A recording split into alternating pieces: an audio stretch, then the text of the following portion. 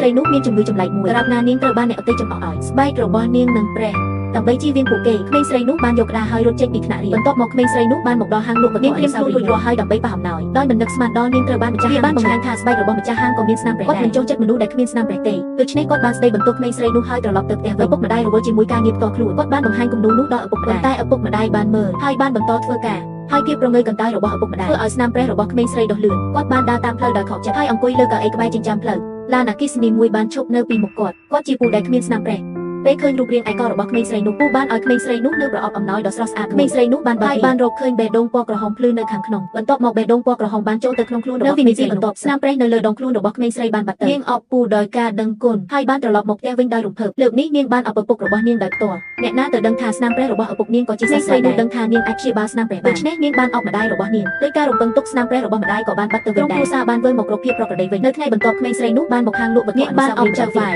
ស្នាមប្រេះរបស់ចៅវាយក៏កំពុងបាត់បន្តិចម្ដងដែរបន្ទាប់មកនាងបានត្រឡប់ទៅសាលារៀនប្រឈមមុខនឹងមិត្តរួមថ្នាក់របស់នាងដែលធ្លាប់ធ្វើបាបក្មេងស្រីនោះញឹមបន្តិចហើយទីបំផុតបានព្យាបាលអ្នកអតីតដោយបេះដូងរបស់ពេលពូឃើញឈុតឆាកដ៏កក់ក្ដៅនេះគាត់ក៏បានបង្ហាញស្នាមញឹមពេញចិត្តអ្នក